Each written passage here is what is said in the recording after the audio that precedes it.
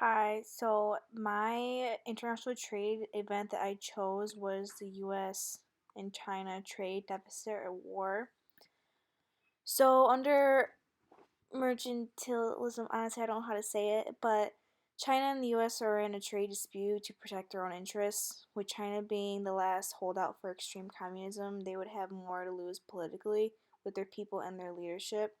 So, a communism state has such a lock on over their people.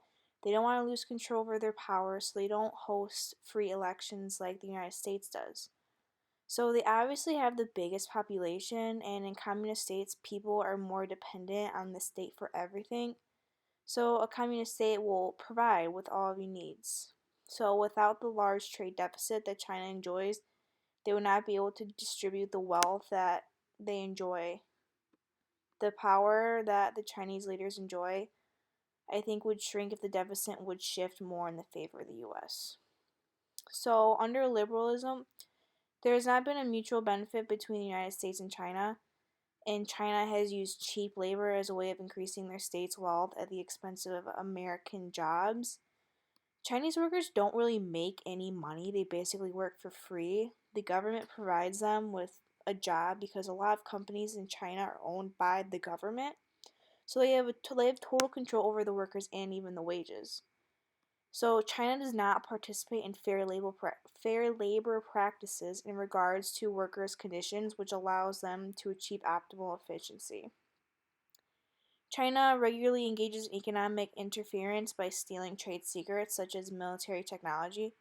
China is constantly trying to penetrate America's corporate defense to steal our technology so they can implement it and use it in their benefit. They're always stealing our stuff. If you go and you look at their equipment in China, it's all similar to the United States because like I said, they're constantly stealing our stuff. They're thieves.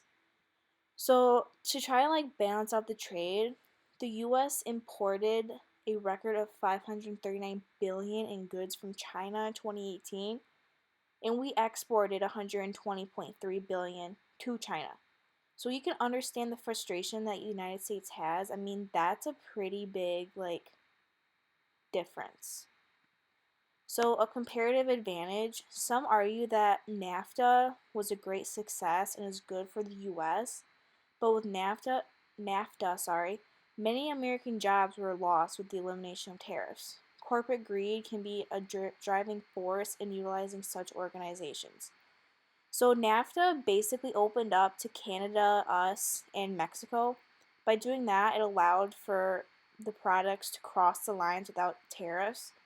And then with that, it allowed companies to move manufacturing jobs to Mexico, where labor is obviously much cheaper there. If you go and you buy a car right now, parts in there will be manufactured in Mexico. Corporations are unwilling to bring jobs back to the US because the corporate greed, they enjoy it so much, they love it. Next year is a good example of a Chinese company taking advantage of the need for manufacturing jobs in the US. Protectionism. The US method of increasing tariffs on Chinese goods is an attempt to bring about a balance in the trade deficit. Some economists do say that China's economy has been more seriously impacted than that of the US, and the slowing down of the Chinese economy could have global impact. So, some US companies, in anticipation of increased Chinese tariffs, were stockpiling on all these Chinese goods. And then the US attempted to protect the US economy, which that could lead to uncertainty in all the US businesses and can honestly affect global trade as well. And it affected the American agricultural, probably the biggest with China, is they added the tariffs and retaliation to that. And then they don't want to do that. They don't want to pay the tariffs. So the farmers are losing all this money so that the US government has to provide subsidies to all these farmers, which honestly puts us in even more debt than what we are right now. And then under globalization, technology has allowed countries to be increasingly connected, allowing them to compete for the cheapest labor.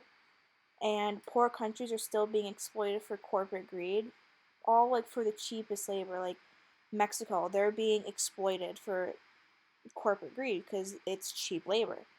And then America's dependence on Chinese good outweigh China's lack of respect for human rights and the environment.